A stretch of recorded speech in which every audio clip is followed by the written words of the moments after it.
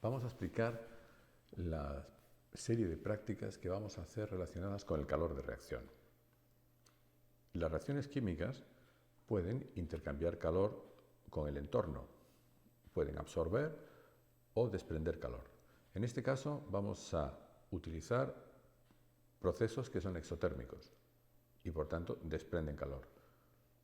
Mediremos el calor que desprenden por el ascenso de temperatura del agua en el que se encuentran los reactivos y mediante la expresión matemática de masa por calor específico por variación de temperatura podemos conocer el calor que ha producido la reacción y que ha generado la subida de temperatura del agua que la rodea.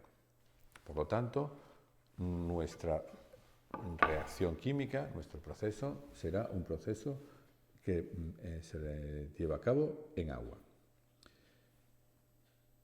En este experimento que va en primer lugar, mediremos el calor de reacción, el calor de disolución del hidróxido de sodio, que es un compuesto sólido que al disolverse en agua libera una gran cantidad de calor.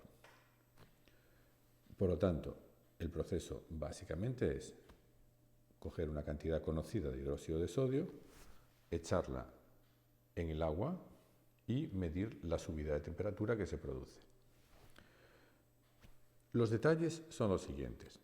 Primero, utilizaremos un recipiente calorimétrico que aísle el sistema del entorno para evitar las pérdidas de calor al aire y que sea el agua quien recoja todo el calor que se produce en el proceso.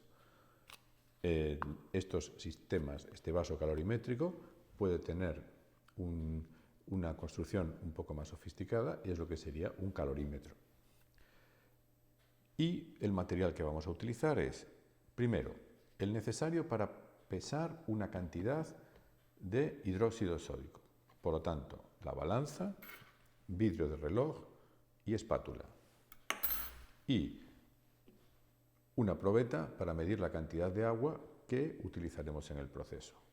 Y un termómetro y un agitador para medir la subida de temperatura y facilitar mediante la agitación que el hidróxido de sodio se disuelva.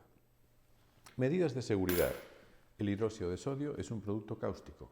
Debe evitarse el contacto con las manos y cualquier proyección a los ojos. Por lo tanto, debemos usar guantes y gafas de seguridad. ¿Cuál es el procedimiento? El procedimiento es, en primer lugar, medir una cantidad de agua con la probeta. La cantidad de referencia será 100 mililitros, que como es agua equivale exactamente a 100 gramos. Y echamos el agua en el recipiente calorimétrico y medimos la temperatura inicial a la que se encuentra el agua. El paso siguiente es pesar una cantidad de hidróxido de sodio. Nuestra cantidad de referencia serán 4 gramos. Estos 4 gramos de hidróxido de sodio en el vidrio de reloj se echan en el vaso calorimétrico donde ya está el agua. Al disolverse produce calor. Ese calor es lo que va a provocar la subida de temperatura. Debemos, por lo tanto, tapar inmediatamente el vaso calorimétrico, introducir el termómetro, introducir el agitador y observar cuánto sube la temperatura.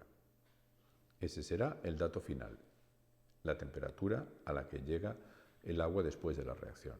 Restando las dos temperaturas tenemos el incremento de temperatura.